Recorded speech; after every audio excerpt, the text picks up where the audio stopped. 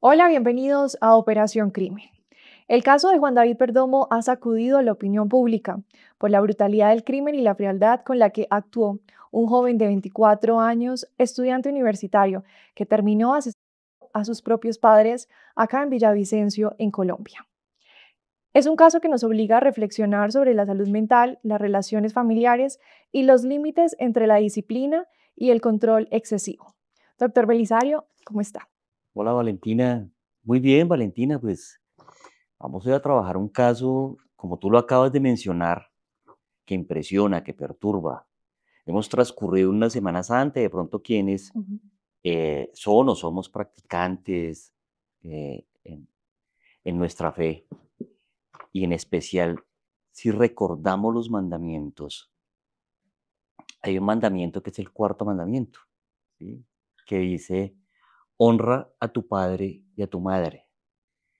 De hecho, Valentina es el único mandamiento con promesa, porque después dice, para que tengas larga vida. Y esa Ujú. larga vida no es que vivas mucho, esa larga vida es que tengas calidad de vida, que tengas una buena vida, que tengas una vida bendecida.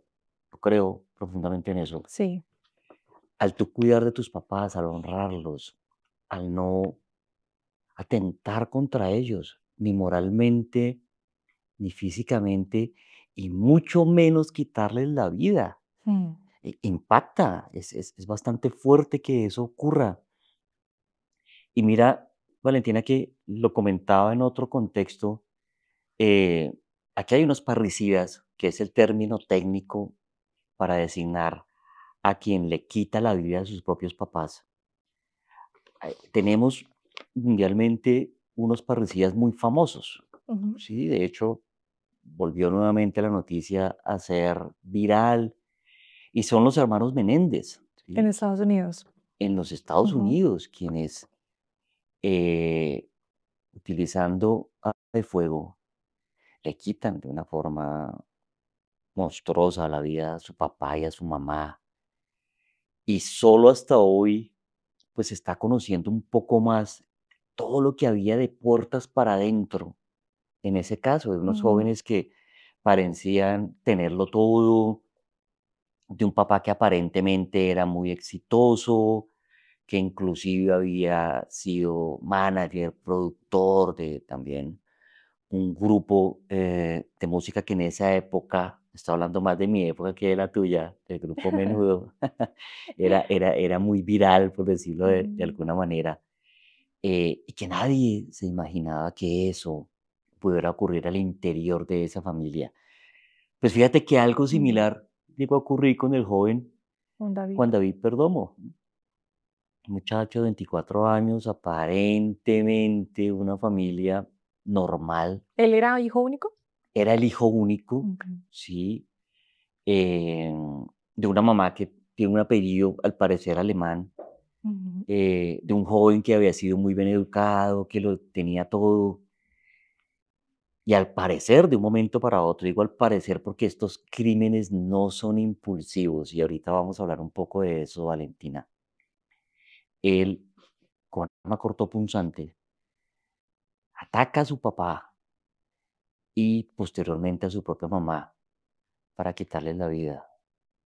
Fuerte, fuerte, muy fuerte. Doctor, ¿con qué frecuencia hay casos acá en Colombia de parricidas? No son frecuentes, Ujú. no son frecuentes, Valentina, y por eso mismo son perturbadores, por eso mismo son Okey. fuertes. Si tú me preguntas a mí, en mi experiencia, eh, ¿qué he tenido de trabajo con parricidio?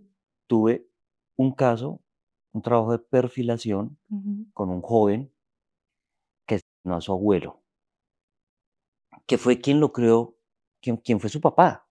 El papá de él lo abandona, queda su abuelo, eh, el joven, recuerdo se llama Jonathan, él está ya purgando la condena, era bastante consumidor de drogas alucinógenas, sin embargo, esa no es la causa. Ujú. Había ahí un contexto muy difícil al interior de la familia. Él llegó a hablar incluso de unos presuntos abusos, tal vez sí, pero pues Digamos que la justicia nunca dio cuenta de eso, la fiscalía, presuntamente de una de sus hermanas o de su hermanita, como él la llamaba, y dice que esa fue la razón por la cual le quitó la vida a su abuelo, que era su papá. Mm. Eh, pero no, la investigación después dio otro giro y encontró que en realidad él había planeado el crimen, que este no fue un crimen de impulso. Él no sorprendió a su abuelo o a su papá abuelo agrediendo a su hermana, eso no es cierto. El día en que incluso le quita la vida a su papá abuelo, el señor había recibido un dinero de su pensión, él se lo hurta. Bueno, habían otros elementos ahí dentro de ese caso. Yo Ujú. tuve la oportunidad de conocer en la cárcel modelo. Recién recibió la condena en primera instancia. Tengo entendido que en segunda instancia también se la confirmaron Ujú. por ese homicidio agravado de su familiar, de quien era su papá en ese momento. Entonces, para responder tu pregunta, Valentina, no son frecuentes, no son frecuentes. Por eso mismo son tan fuertes, por eso mismo impactan, porque ocurren no solamente al interior de la familia, Sí, sino que ocurren de algo que no puede pasar, que un hijo, si fíjate que en los casos que tú y yo hemos trabajado acá, nos resulta impactante cuando un papá o una mamá le quita la vida a su propio hijo, pues es igualmente impactante sí. que un hijo llegue a quitarle la vida a su papá, a su mamá o a ambos, como es el caso de Juan David Perdomo. ¿Y este caso también es un crimen impulsivo o no fue impulsivo? No, Valentina, no fue un crimen de impulso, no. ¿Por qué? Por varias cosas. La fiscalía tiene elementos materiales probatorios que al parecer el joven ya lo venía planeando. Okey. Y hay otro elemento que desdibuja el impulso. Por lo general, cuando hay un crimen impulsivo, pasional, donde hay ese overkill del que hemos hablado Ujú. anteriormente, esa violencia expresiva, ahí mismo ocurre la captura del agresor o ahí mismo se entera la gente de ese hecho tan macabro que ocurrió. Recordamos, por ejemplo, casos de feminicidio, ¿sí? El hombre dolido, con odio, va Mm. y le propina unas puñaladas a su pareja delante de mucha gente. Ahí es, es, es visible. Acá no.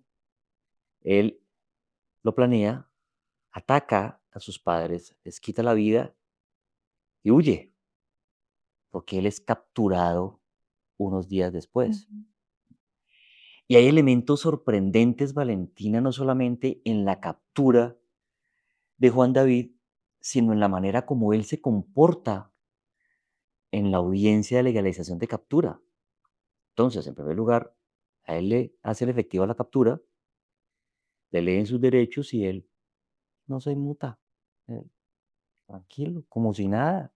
Y peor aún, en la audiencia de legalización de captura, cuando el fiscal lee los hechos jurídicamente relevantes, por qué lo está imputando, y el juez le pregunta, la única preocupación de él no era ni siquiera lo que había pasado con sus papás. Él le pregunta al juez algo así como, bueno, y si yo acepto que lo hice, ¿cuánto me dan de rebaja? Entonces le hablan de un Ujú. porcentaje. Él dice, y con ese porcentaje, ¿en cuánto tiempo yo saldría? O sea, Tranquilo. impactante. Sí. Si tú me preguntas qué pasa ahí, ¿sí? ¿Qué rasgo puedo yo leer ahí? Hay uno muy clínico que se llama alexitimia. Y lamentablemente nos ocurre más a hombres que a mujeres. ¿Qué es qué? Y es el hecho, Valentina, de que tendemos a ser planos en el afecto, que no nos produce nada Mm. una situación tan disruptiva como esa. Evidentemente, no es normal, tiene unas condiciones previas, y algunas un poco antisociales, un poco de falta de empatía, ¿sí? Puede haber también algunas razones de tipo neurológica, donde haya habido tal vez un traumatismo craneoencefálico, un golpe o una enfermedad que haya Ujú. afectado un área del cerebro que facilite que no sienta nada frente a algo en lo cual debería por lo menos expresar una emoción de dolor, de algún tipo de emoción. ¿Y también notaste rasgos psicópatas de él? Digamos que sí hay un comportamiento que ligeramente podría decir alguien, sí, es que ese muchacho es un psicópata, parece Ujú. un psicópata, pero como te digo, es muy ligero. Sí, Y también por esa ligereza, Valentina es muy responsable. Nosotros no podemos vulgarizar el término psicópata. Yo encontré, por ejemplo, hace poco con preocupación en una serie que ha sido muy famosa, se llama Adolescencia, ujú, de un joven un adolescente literalmente, sí, que le quita la vida a una compañera de él. eh, y aquí ha habido varios podcasts, reels, diciendo es que el jovencito es un psicópata. Mira, ni los niños, ni los adolescentes, ni siquiera los adultos jóvenes son psicópatas. Uno no puede ser tan irresponsable de decir que ahí hay evidentemente una psicopatía. ok. ¿Por qué? Primero que todo, pues porque son cerebros jóvenes, aún pueden cambiar, están en desarrollo, no se han formado todavía. No son cerebros como el tuyo o el mío que ya está en formación y que ya tenemos una estructura de personalidad, Ujú. en tu caso más o menos definida, en el mío ya muy definida, ¿sí? Ok. Entonces uno no puede ser ligero y decirle a un niño, una niña, a un Ujú, preadolescente, es que es un psicópata. No, y fíjate que en la misma historia lo muestra. Hubo unas circunstancias que favorecieron que eso ocurriera. No que las justifique, pero sí que permiten entenderlas. Vamos al caso Juan David. sí, ¿qué pasó? ¿Por qué él hizo eso? Valentina, fíjate que ahí hay unas circunstancias. Y Ujú, entonces circunstancias, tú lo mencionaste hace un rato, era un joven sobreprotegido. Y si en un contexto familiar no hay límites, no hay roles definidos, ¿sí? Yo no puedo ser el papá de mi hijo, pero al mismo tiempo el amiguito de mi hijo o el mejor amigo de mi hijo, ¿sí? O el tío de mi hijo o el abuelo de mi hijo, no. Son ujú, roles muy definidos. ok. O yo no puedo ser la mamá y en casos aberrantes también la pareja de mi hijo o de mi hija, Ujú, ¿ves? No. Cuando no se definen los roles, pues se pasan los límites, no son claros, son difusos. Y empieza a haber psicopatología. Y entra la psicopatología entonces a restringir que salga de la casa, a restringir amigos o ciertos tipos de amigos, a manipular con aspectos a veces religiosos muy psicorrígidos, por ejemplo, o de castigo, o peor aún, de culpabilización. Te pongo un ejemplo. Es natural que dentro de los procesos que tenemos nosotros de nuestro desarrollo psicosexual hayan comportamientos de autosatisfacción. ujú, Y en los niños, niñas y adolescentes es natural que hayan procesos masturbatorios. Si un papá o una mamá detecta o ve a su hijo en un proceso masturbatorio y lo condena por eso, lo culpabiliza, eso resulta psicopatológico y resulta dañino ok. para el menor y se va a empezar a formar no solamente con vergüenza, sino también con ira, porque su papá de alguna manera o su mamá está siendo maltratador emocional y maltratador psicológico. Entonces, si hay esos elementos de maltrato, si hay pocos límites o no definidos y los roles, pues empieza un caldo de cultivo para que pueda ser una situación de riesgo y ocurra este tipo de situaciones. Pero entonces en este caso, Juan David, ¿qué hubiese podido hacer? Es que Juan David, Valentina, ya es un adulto. Pues, si él hubiera sido un adolescente Ujú, que está en formación su proceso de toma de decisiones, de manejo de impulsos, porque los adolescentes son muy impulsivos, eh, tienen poca autorregulación, pues habría otro tipo de lectura. ujú, Pero acá Valentina, fíjate que es un joven que planea, es un joven que tal vez se llenó de ira, de la intención de destruir a sus papás, ¿sí? De que la manera de librarse de ellos era quitándoles la vida. Esto es muy perverso. Mm. Pero estamos hablando de un adulto joven que tomó unas decisiones y que precisamente por eso es imputable y por eso está respondiendo ante la justicia por esas decisiones que tomó de quitarle además de esa forma tan violenta la vida a sus propios papás. Y que se demuestra, pues, tranquilo en medio de todo. Y que no le da nada, sí, que es Mm. lo más fuerte, ¿no? Que resulta ser también lo más perturbador. Y fíjate que algo similar también ocurría Sí. con los hermanos Menéndez, ¿no? Ellos empezaron negando el crimen, ¿sí? Después, de alguna manera, culpabilizándose entre ellos, después que uno fue el que más influyó sobre el otro, y finalmente revelando y dando a conocer una historia que había de puertas para adentro, ¿sí? ¿Qué Ujú. era lo que se cocinaba ahí en esa familia? Y yo creo que la Fiscalía General de la Nación, en el caso de Juan David, también está todavía investigando qué era lo que pasaba al interior de este sistema familiar. No para exculpar, Sí. tal vez no sé si puede haber un atenuante, como el que se Ujú. está buscando en el caso de los Menéndez, Sí. eh, pero y sobre todo para comprender. Y dentro de esa comprensión, Valentina, lo que tenemos que hacer es campañas de prevención, de concientizar, de que, fíjate que tú y yo hemos hablado en varios capítulos Mm. que el instinto materno y paterno en los humanos no existe, se forma, ¿sí? Tú que eres tan afecta a los niños, Yo siento que sí. ¿sí? Y bueno, que tú sientes que sí, pero no es instintivo, Valentina, es formación a través del vínculo, a través del amor, a través del apego seguro, el Okey. apego seguro que tú puedas generar con tu hijo o con tu hija. Ujú. Y el apego seguro es, mire, yo lo estoy educando de tal manera en que yo sé que él sale al mundo real y tiene el criterio, tiene el amor, el apoyo de papá y mamá para que sepa decir no ante las Claro. drogas, por ejemplo. Fíjate lo que hicimos recientemente con nuestro super invitado José, que Ujú. tú ya conocías previamente, cómo él nos explica precisamente de por qué no haber tenido una presencia de papá y mamá facilitó Afectó. que a los 9 años Ujú. empezara probando cigarrillo y que ese mismo día o días después fácilmente pasara a fumar marihuana, al bazuco, al pegante, a una cantidad impresionante de drogas que de alguna manera resultó destruyendo gran parte de su vida y de lo que él muy bien lo narró, de mi dignidad, Ujú.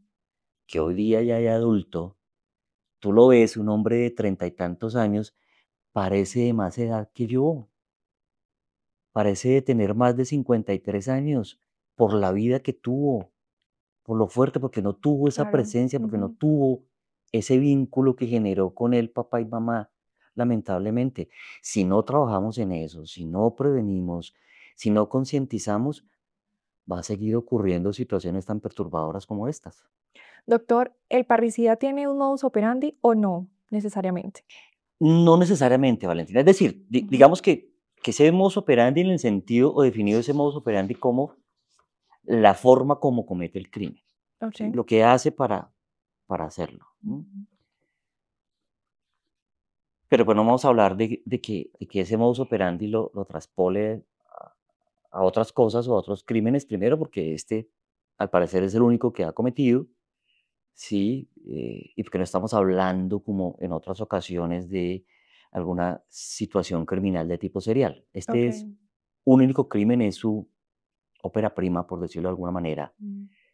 y reitero que hay planeamiento, reitero que aquí no hay una acumulación de emociones disruptivas, de emociones de ira, de odio hacia su papá, hacia su mamá, de también tener seguramente alguna ganancia secundaria con el crimen, me refiero, librarse de eso que considera un yugo o un sufrimiento, Ujú.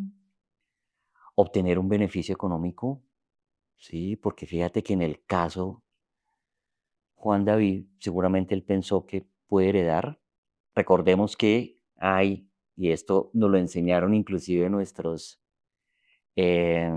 espectadores, nuestros Ujú, seguidores, nuestros ujú, suscriptores, muchos de ellos y ellas abogados, en relación con que si un hijo le quita la vida a su mamá, a su hermano, un familiar cercano, pues es indigno de heredar. ujú.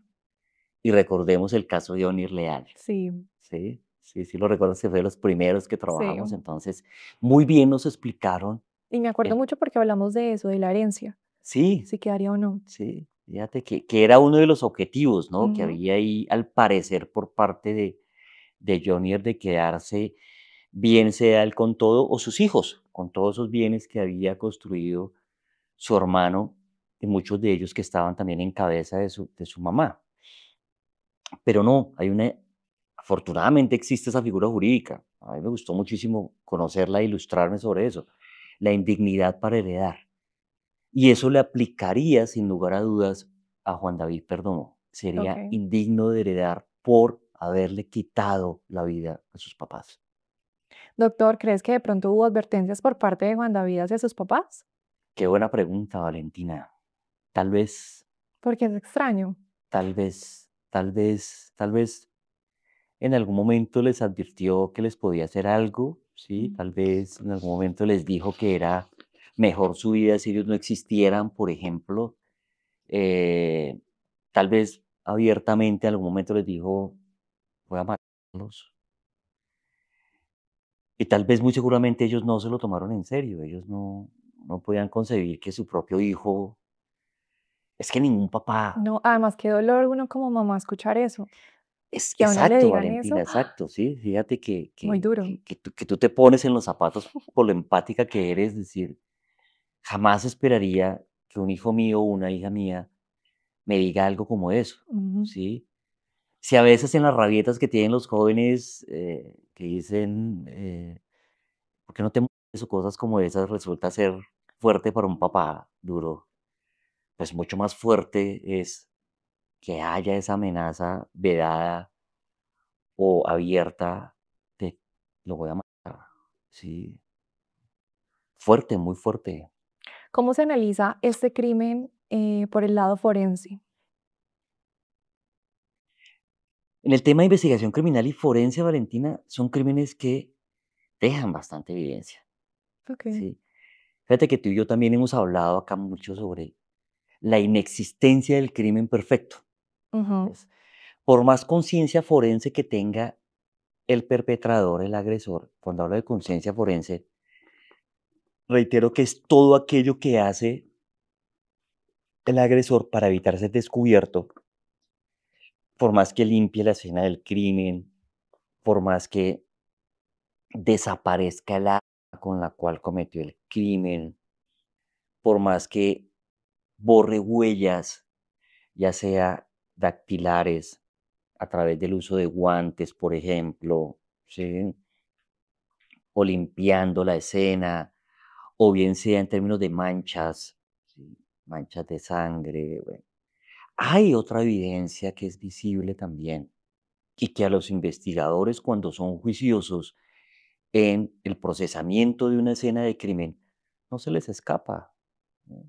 Y se dan cuenta si la escena fue montada, si la intentaron limpiar, cuál fue, qué pasó en la ventana de muerte, es decir, en esas 24, 48 horas antes Antes. de, Mm. con quién estaban los papás.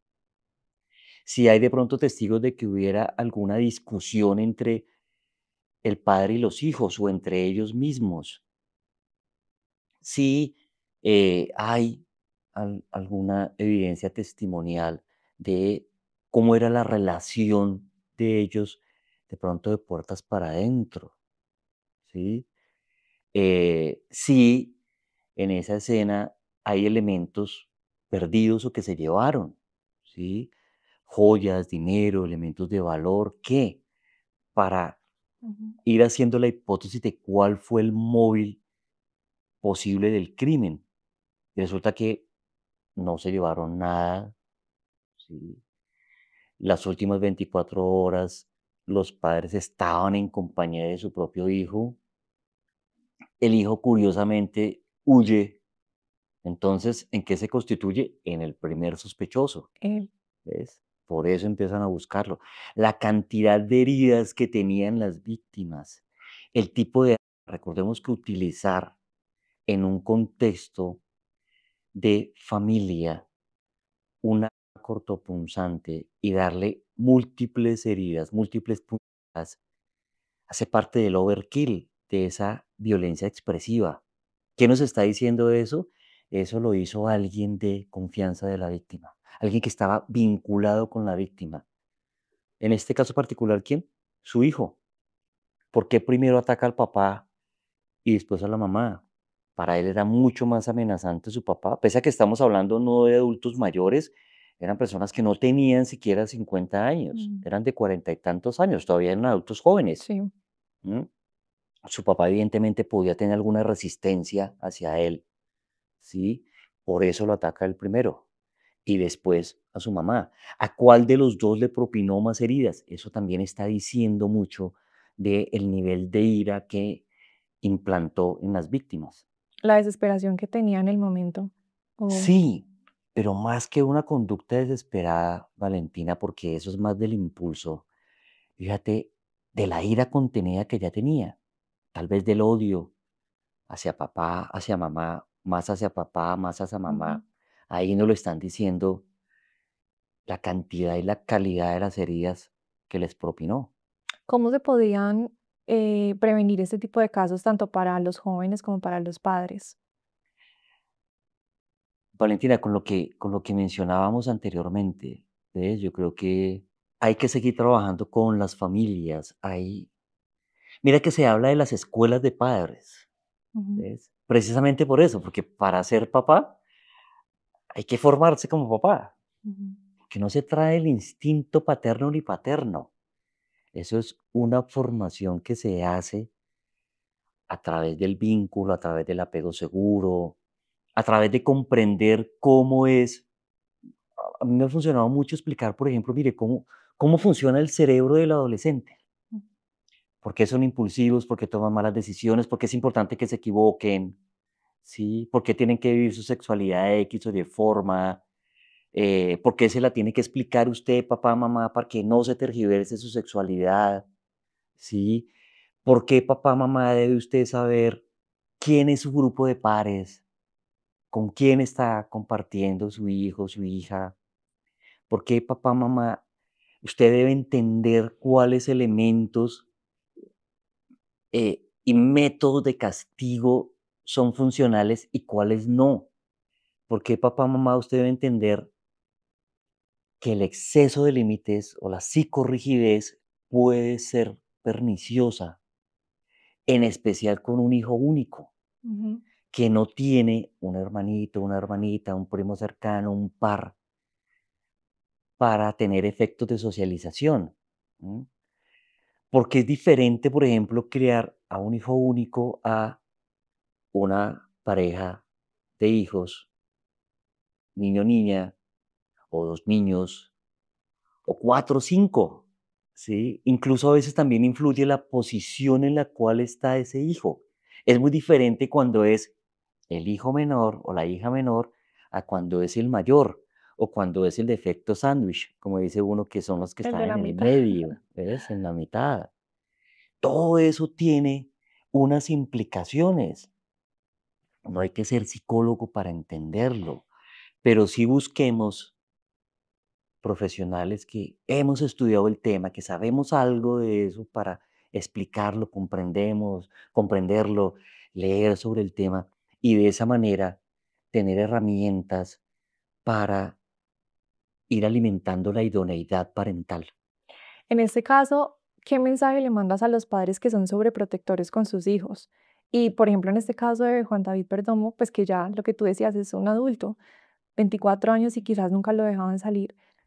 Mira, Valentina, y qué bueno eso, porque además debe ser la utilidad de lo que nosotros Ujú, hacemos y trabajamos en el podcast. Primero, como decía anteriormente, hay que capacitarnos como papás, ¿sí? No es suficiente lo que yo pienso, siento, creo que es ser papá.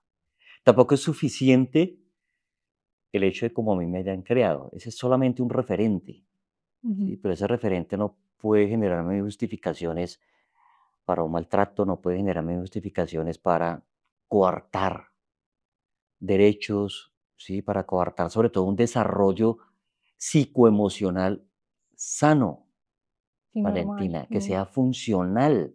Entender que mi hijo no me pertenece, ¿sí? Yo solamente soy una figura para él muy importante, Ujú.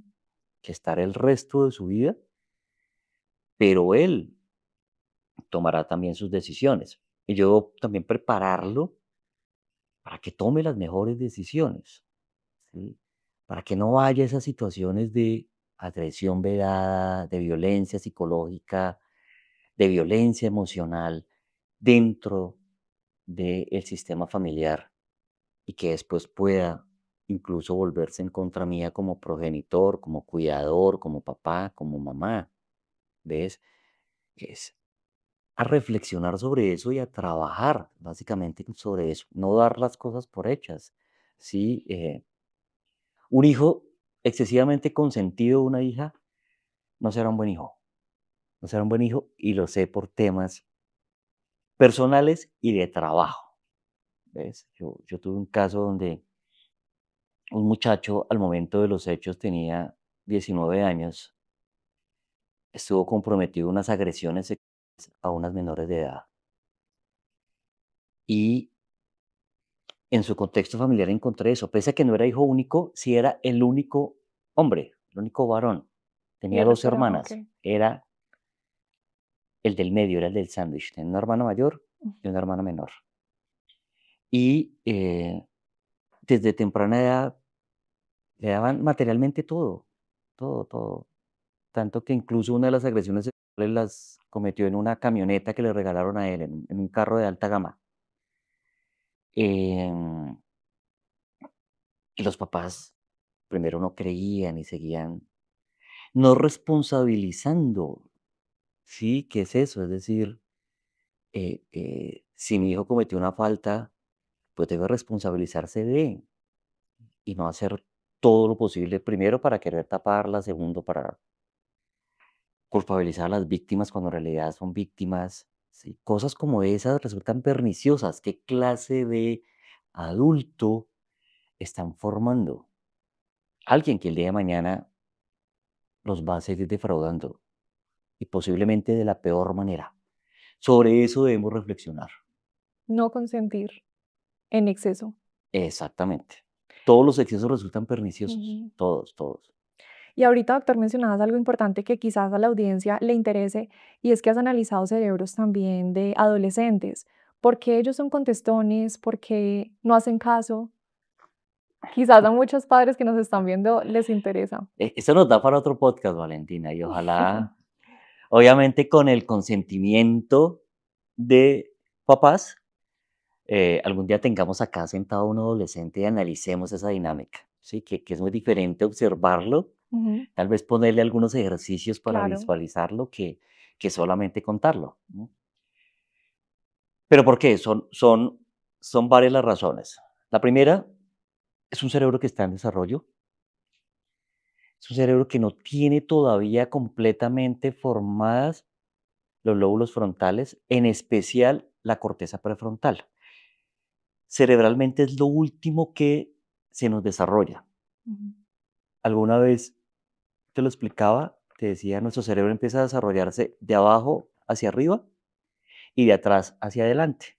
De abajo hacia arriba porque lo primero es el tallo cerebral, que tiene pues, o que regula todos estos elementos del hambre, la sed, bueno, todo lo que es necesario para vivir, el ritmo cardíaco, la respiración, en fin. Nuestro cerebro límbico, que es el de las emociones, donde además se anida la memoria, el centro de nuestra memoria, que es el hipocampo, ¿no?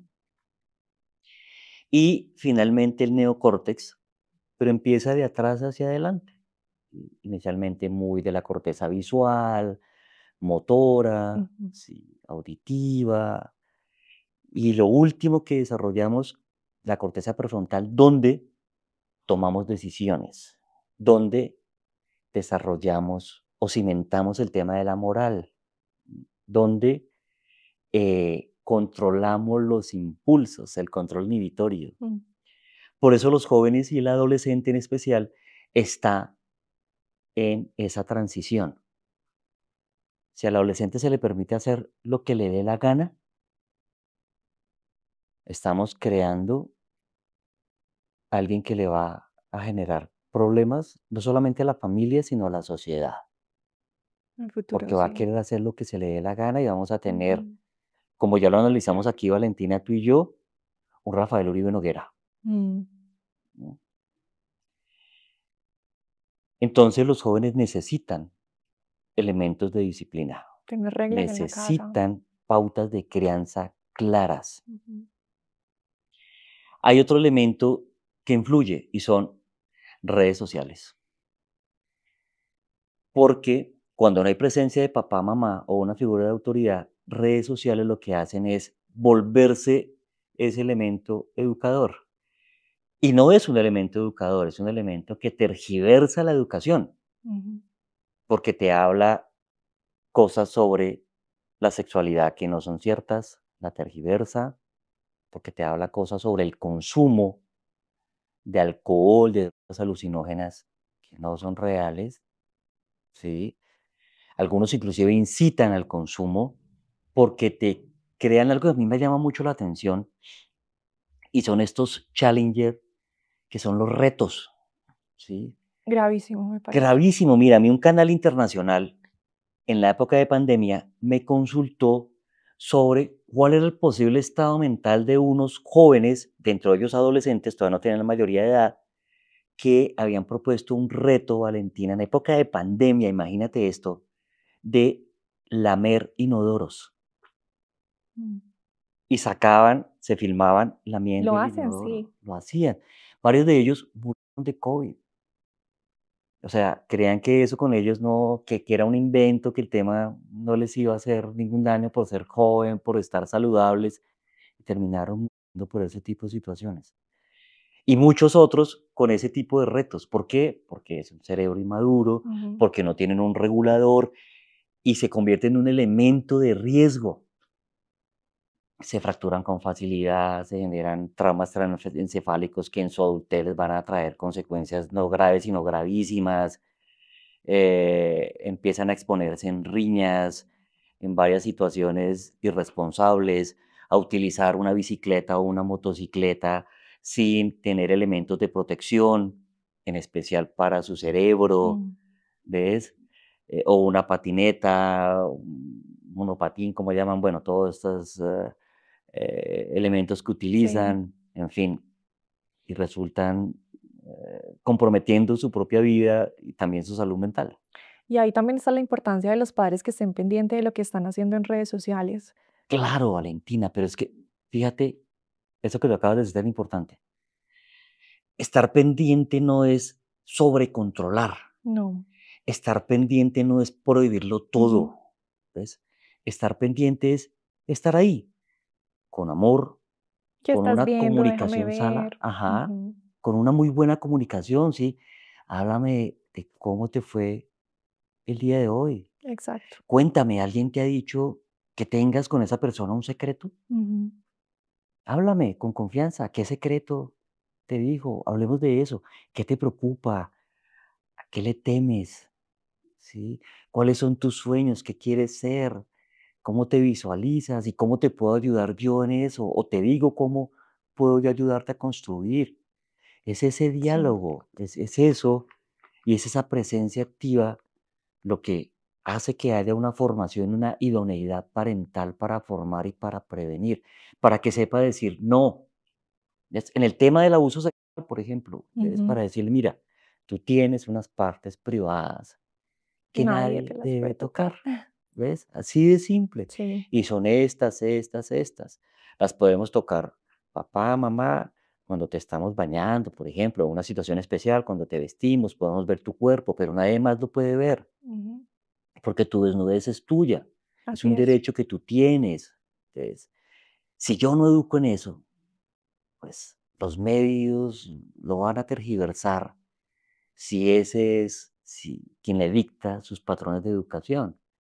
Y vamos a tener a alguien que se puede salir de las manos, tal cual, y puede resultar generando una noticia como esta tan terrible que hoy nos ocupa. Doc, ¿qué conclusión te queda de este caso de Juan David Perdón? Eh, Fíjate que aquí hay algo muy importante y yo creo que es nada más recordarlo y puntualizarlo, ¿no? Y es, reflexionemos acerca de cómo estamos educando a nuestros hijos, ¿sí? ¿Qué La clase de hijo? salud mental, ¿Ah? también, la salud mental. De la salud mental, ¿sí? ¿Y qué clase de hijo tenemos y cómo estamos en temas Ujú, de salud mental? ¿Ah? Y la salud mental no es solamente que tenga una psicopatología. ujú, ¿No? Y tú me haces recordar de algo. Fíjate que ahorita que hablábamos precisamente de aquellos crímenes planeados y otros que son sí. desatados por un impulso. Bueno, yo conocí otro caso donde este era un muchacho, tenía 18 años, medía como 1,80, era bastante grande. Vivía solo con la mamá porque el papá no respondió por él. Y el Ujú, muchacho tenía un diagnóstico de esquizofrenia. Y el diagnóstico era esquizofrenia paranoide. Y la mamá me consulta porque estaba muy preocupada de que su hijo no se estaba tomando el medicamento y la agredía, la golpeaba. Y yo le decía que era un factor de riesgo altísimo. Y uno de los temas por los cuales no tenía medicamento era por todo lo que conocemos ha ocurrido sí. con el sistema de salud, lastimosamente, y es que no se lo daban a tiempo, se lo demoraban, en fin. Ella tenía que comprarlo por su cuenta. Yo le decía, si tiene que hacerlo, hágalo, porque necesita el medicamento como un regulador. ¿Ves? Pero acá, en caso de que hubiera ocurrido una tragedia, Valentina, sí estaremos hablando de un crimen donde inclusive no hay una responsabilidad penal incluso, Ujú. ¿sí? Él en un estado de alucinación no hubiera comprendido ni se hubiera autodeterminado, es decir, habría sido inimputable. Pero en el caso particular de los hermanos Menéndez, en el caso particular de Juan David Perdomo, pues él tuvo conciencia de lo que hizo. ¿M? Y estamos hablando, sí, de un tipo de salud mental, no de una patología como una psicosis, pero sí de una situación donde, ¿cuáles son las emociones de mi hijo? Y si no las expresa, debo preocuparme, ¿por qué no las expresa? Claro. ¿No? ¿Qué está pasando ahí? ¿Cuál es esa condición? ¿Qué ocurre? ¿Por qué él no es cariñoso siquiera con una mascota, por ejemplo? Mm. ¿Sí? O con sus pares, o con papá, o con mamá. ¿Le estoy yo enseñando verdaderamente amor o no lo estoy haciendo? ¿Lo estoy solamente sobrecontrolando? Sobre todo eso hay que trabajar y reflexionar también. Bueno, Doc, pues así concluimos este capítulo. Muchas gracias y gracias a todos ustedes que siempre están ahí. Yo soy Valentina Stupiñán. Yo, Belisario Balbuena, Para más contenido exclusivo, síganos en todas nuestras plataformas digitales. esto es Operación Crimen. Hasta el próximo capítulo.